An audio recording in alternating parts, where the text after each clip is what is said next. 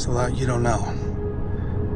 I thought I could keep you kids safe if you didn't know, but for 20 years I've been holding the door closed because I knew there were monsters on the other side. Do you understand me? Not even a little. You think you know what you saw? You think you know what you wrote? What? I know you saw a ghost. Yeah, you think you're writing about your crazy mom, your crazy brother, and scary faces in the treehouse. You see the marks, but you don't know how to read them. Your mother, she was not sick. She wasn't crazy. Neither was your sister. Neither is your brother. Neither are you.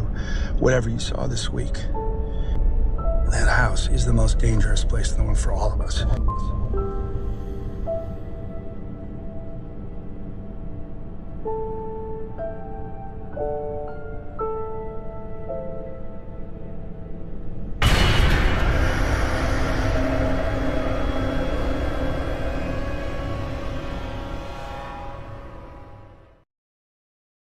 The Haunting of Hill House is a horror drama Netflix series loosely based off the Shirley Jackson novel of the same name.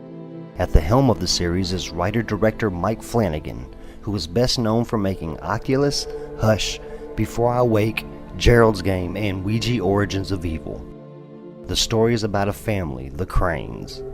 Parents Hugh and Olivia, eldest son Stephen, daughters Shirley and Theodora, and the twins Luke and Nell, who once lived in the most famous haunted house in the country, Hill House.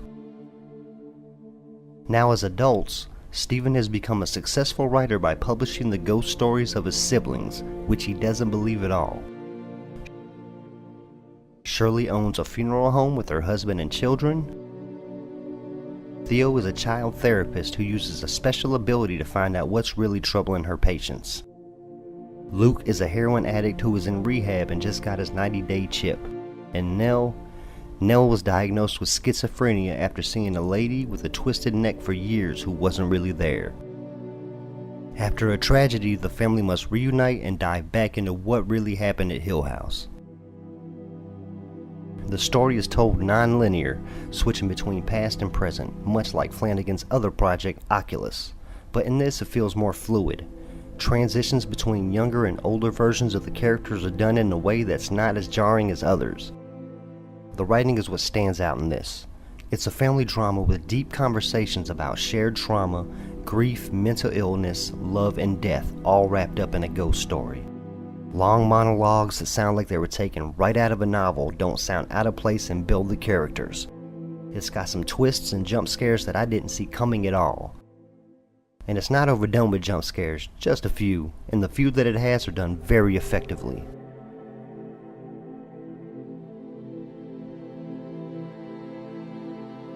Just a few things. The reveal that Nell is the bent neck lady blew me away, and later as a ghost, her speech about time, love, and confetti was comforting but yet so sad. Nell's whole story was an emotional ride. That nursery rhyme that the flapper ghost says to old Hugh was great. I've seen some people complaining about the ending and how it wasn't an all-out scare fest and how it ends on a happy note. I personally loved it. I really came to care about this family and I didn't want to see anything else bad happen to them. And 3 out of 7 of them are dead. Not that much of a happy ending. And the Dudley story broke my fucking heart. Him bringing his wife to Hill House as she dies so she can be with her children again, but yet trapped by the house forever? Ugh.